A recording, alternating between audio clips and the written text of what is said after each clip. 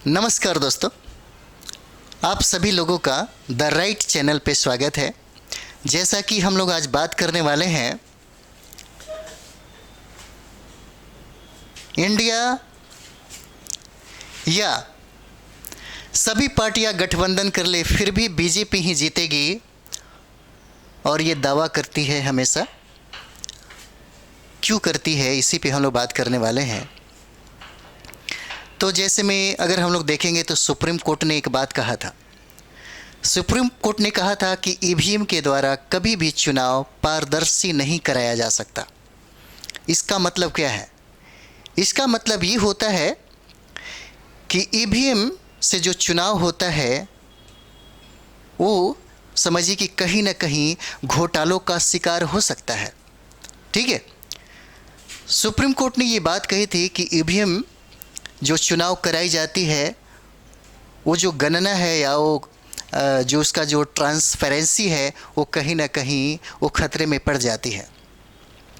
लेकिन क्या आपने कभी सुना है कि सुप्रीम कोर्ट का ये जो बयान है किसी मीडिया के माध्यम से आया हो बाहर, या कोई न्यूज़पेपर इसको छापा हो?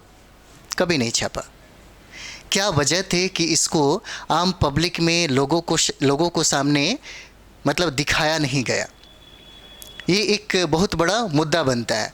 और आप देख भी सकते हैं, भारतीय जनता पार्टी के एक नेता ने ये कहा कि आप अपना ईवीएम से बटन हाथी पे मारिए, चाहे हाथ पे मारिए, चाहे साइकिल पे मारिए, और चाहे लालटेन पे मारिए, वो वोट जाएगा भारतीय जनता पार्टी को ही। चाहे आप किसी पे भी वोट मारिए, वो वोट कहाँ जाएगा? तो भारतीय जनता पार्टी को ही वोट जाएगा। एक बहुत मतलब इस पे सोचने विचारने का, और ये बहुत ही महत्वपूर्ण मुद्दा है। आप कितना भी तैयारी कर लीजिए, कितना भी आप आवाम को जगा लीजिए, जागरूकता कितना हो फैला दीजिए, लेकिन ये तकनीकी का सवाल है, ये साइंस टेक का सवाल है। अगर आप इस पे विचार नहीं करेंगे तो चाहे आपका आंदोलन कितना हो विकराल रूप धारण क्यों न कर ले, लेकिन सत्ता आपको कभी नहीं मिल पाएगी। और यही वजह था कि देखेंगे कि बहुत सारे ट्रकों में ईवीएम को देखा गया।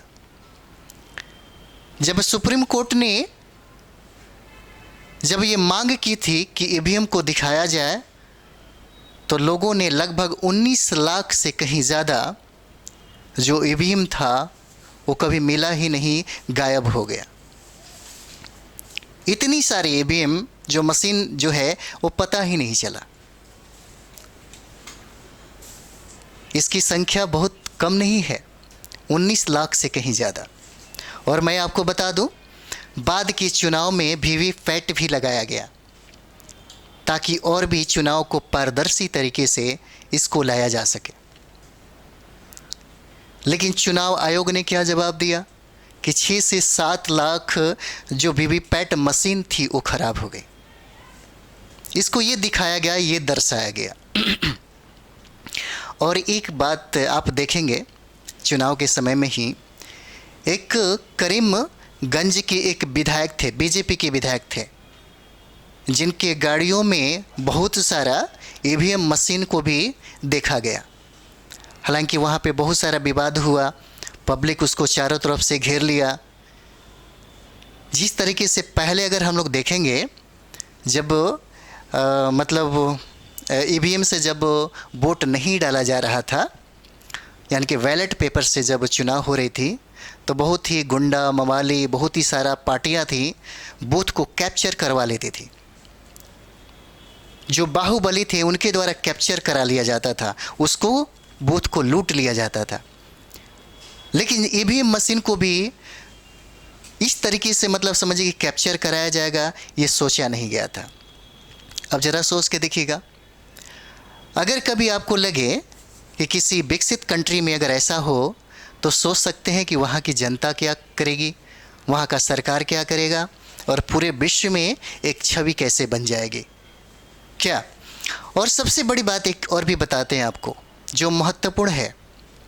सैयद शुजा नाम का एक व्यक्ति था, जो आपने सुना होगा, सैयद शुजा। सैयद शुजा के बारे में ये कहा जाता है कि ये व्यक्ति,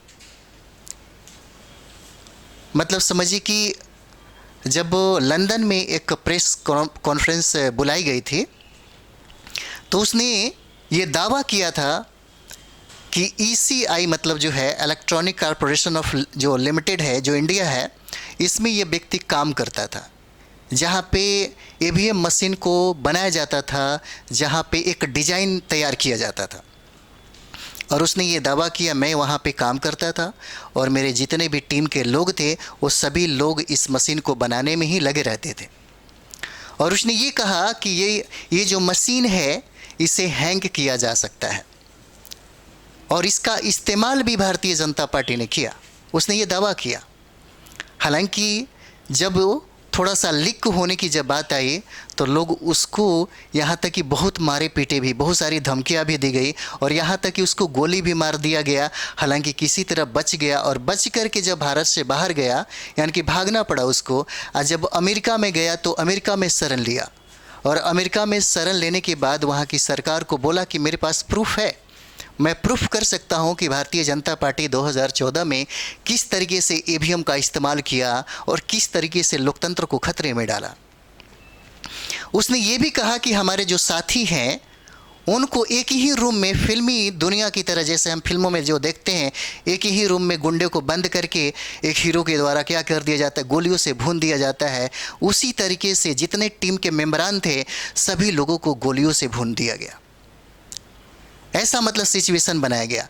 और एक चीज़ और भी कहा जाता है, कहा भी जाता है यहाँ पे कि देखिएगा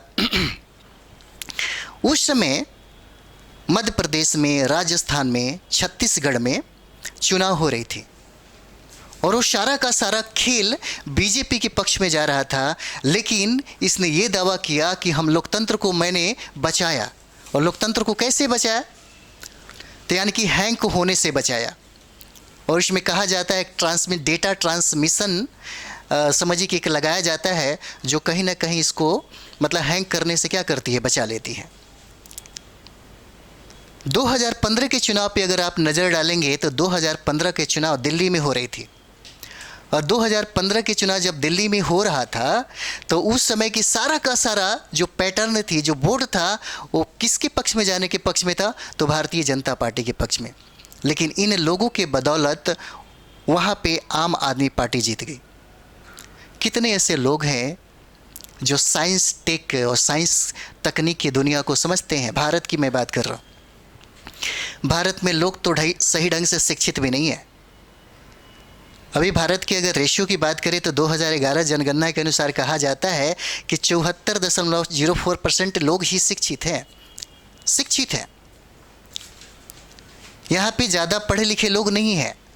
और बिहार यूपी के बदौलत जो सरकार सत्ता में आती है, यहाँ के लोग तो सबसे ज़्यादा कम पढ़े लिखे लोग हैं। उनको क्या पता, लोगों को तो एंड्रॉयड मोबाइल भी चलाने नहीं आता, वो क्या समझ पाएंगे इतनी बड़ी बातें जो हैं। तो सबसे बड़ी बात ये उसने ये भी कहा था, जैसे एक चीज़ और भी हम लोग इस पर बात करेंगे। तो एक गोपीनाथ मुंडे थे, आप लोग ये जानते होंगे। गोपीनाथ मुंडे को केबल का निर्माण करते एक चिप बनाई जाती थी। वो केबल निर्माता थे वहाँ पे जो जैसे जो भी मशीन होता है उसमें लगाई जाती है। और किस तरीके से ये भी कहा गया कि किस तरीके से मतलब भारतीय जनता पार्टी ने इसका दुरुपयोग किया। आज जब उन्होंने सोचा कि हम इसको लीक करेंगे, आम पब्लिक को बताएंगे, तब उनको मुंबई में ही गाड़ी एक्सीडेंट करवा के मरवा दिया गया। ऐसी घटना थी। आप लोग कम से कम पीछे बैक जा कर के ज़रूर देखिएगा। और जब ही पता चला, गौरी लंकेश को जब ये बात पता चली, आपको पता होगा कि गौरी लंकेश की हत्या कर दिया गया, सरेआम हत्या कर दिया गया, क्योंकि गौरी लंकेश बीजेपी की करतूतों के बारे में, ईवीएम से संबंधित जितने भी किस तरीके से भारतीय जनता पार्टी ने ईवीएम को हैंग करवाया, किस तरीके से उसने अपना इस सत्ता का दुरुपयोग किया, किस तरीके से मतलब उसकी जो काम था वो बहुत ही अलोकतांत्रिक रहा। और ये सारा का सारा एक समझिए कि डाटा वो देने वाले थे और डाटा देने के पहले ही उसकी हत्या करवा दिया जाता है। यहाँ तक कि सुप्रीम कोर्ट के एक न्यायाधीश थे, उन्होंने कहा कि हम तुरंत तुम्हारा सरकार को गिरा देंगे। तुमने लोकतंत्र को जिस तरीके से गुमराह किया है, जनता को जिस तरीके से गुमराह किया है, इसका काला चीठा हम तुरंत ही देने वाले हैं। और भारतीय जनता पार्टी ये आरोप लगती है कि भारतीय जनता पार्टी ने उस सुप्रीम कोर्ट के जो न्यायाधीश थे उनकी हत्या करवा दी। ऐसी सिचुएशन था यहाँ पे। आप देखेंगे बाद में बहुत सारा चुनाव आयोग के ऊपर भी बहुत सारा चीज़ें लगता है। जैसे देखिए वीवीपैट की भी मांग रखी गई थी, लेकिन उसने भी चुनाव आयोग ने भी क्या कहा, 6 से 7 लाख मशीनें क्या थी, खराब थी।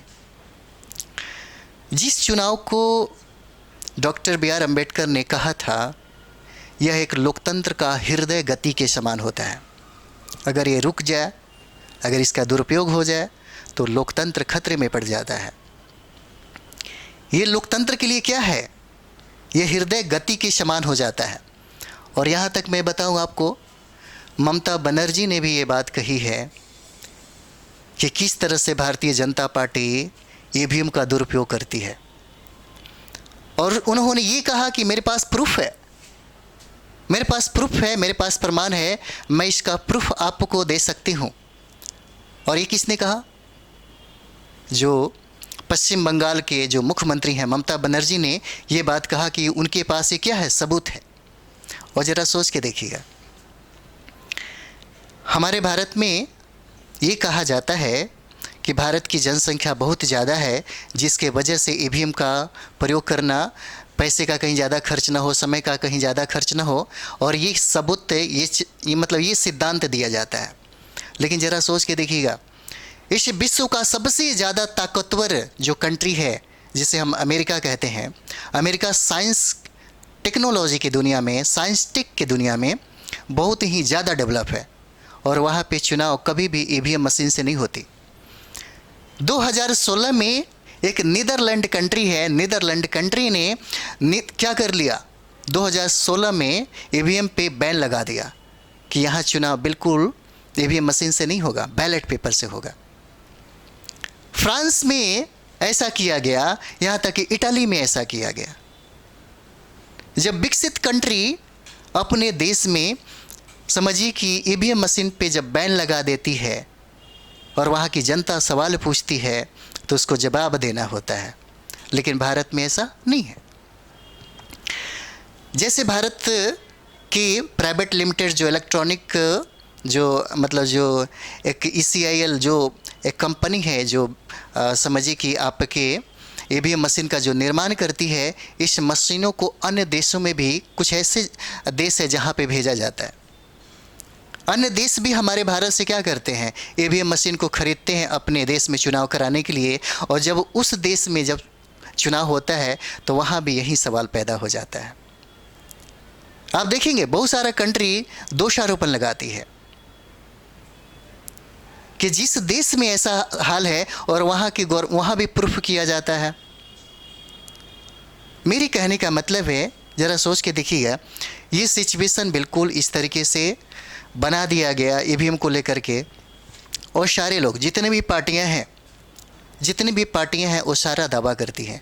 क्यों करती है ये आप एक बार ज़रूर सोचिए, क्योंकि बहुत ऐसे लोग हैं जो एंड्रॉयड मोबाइल का भी इस्तेमाल नहीं कर पाते हैं, नहीं समझ पाते हैं। साइंस टेक की दुनिया बहुत समझिए कि बहुत विचित्र बात हो जाती है। और साइंस टेक के बारे में अगर हम लोग देखें, अगर साइंस टेक की बात देखें तो ये साइंस टेक एक अलग ही, ये तकनीकी जो बात है, पढ़े लिखे जो simple graduation PG MA PhD भी करते हैं उनकी समझ से बाहर की बात हो जाती है।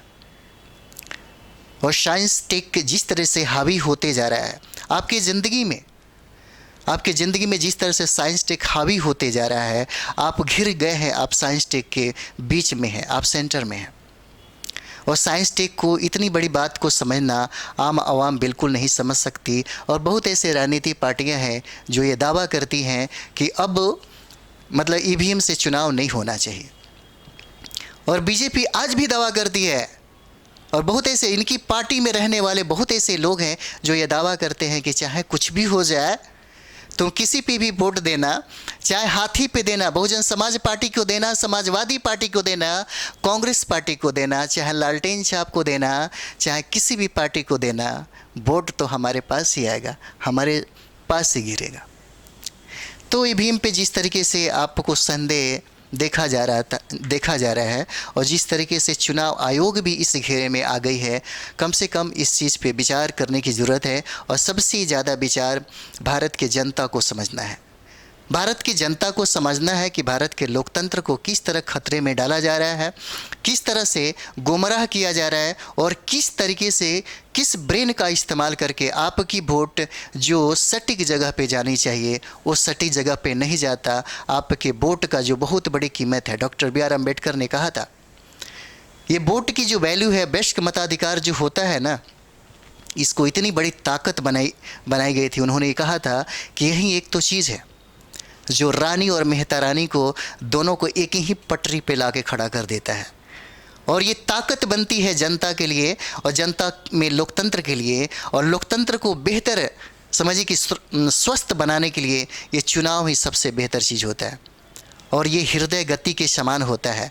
अगर इसमें थोड़ा भी त्रुटि हो जाए, थोड़ा भी प्रॉब्लम हो जाए तो आपका सारा का सारा शरीर डैमेज हो जाता है, किसी काम का नहीं रह जाता। और इसी चीज़ पे जिस व्यक्ति का अगर कंट्रोल होने लगे, सरकारी मशीनरियों का उपयोग अगर होने लगे, तो सोचिए कितना खतरनाक हो सकता है। बहुत सारा विवाद भी खड़ा हुआ। अगर सरकार बनाना है तो उत्तर प्रदेश, बिहार और मराठा या कोई भी 2 स्टेट ले लीजिए, अगर वहाँ पे आप फुल बहुमत में आते हैं तो सरकार आप ही का बनता है। बहुजन समाज पार्टी को ये भी कहा जाता है कि चुनाव जो आयोग थे इस चीज़ को समझे या ना समझे, लेकिन भारतीय जनता पार्टी के द्वारा इसी का उपयोग करके वहाँ के लोगों को क्या किया गया, वहाँ के पार्टी को हरा दिया गया। तो ये सब चीज़ पे बहुत सारा भी बयान है, बाकी है, आने वाला है। ठीक है, तो जहाँ तक मुझे लगता है कि मुझे एक जो सूचना हम लोगों ने स्टडी किया था, तो इसके बारे में आप ज़रूर सोचेंगे, इसके बारे में विचार करने की ज़रूरत है। और ये सब चीज़ें कौन करेगा? जनता करेगा। जनता को सोचने की ज़रूरत है, क्योंकि लोकतंत्र का रीढ़ माना जाता है। लोकतंत्र का सबसे जो प्रमुख जो पहलू हैं, जिनके मतलब जो शक्ति है, जो जनता है, वही सब कुछ तय करती है। तो इसी बात के साथ हम लोग नेक्स्ट वीडियो में मिलते हैं। थैंक यू वेरी मच आप सभी लोगों को, धन्यवाद।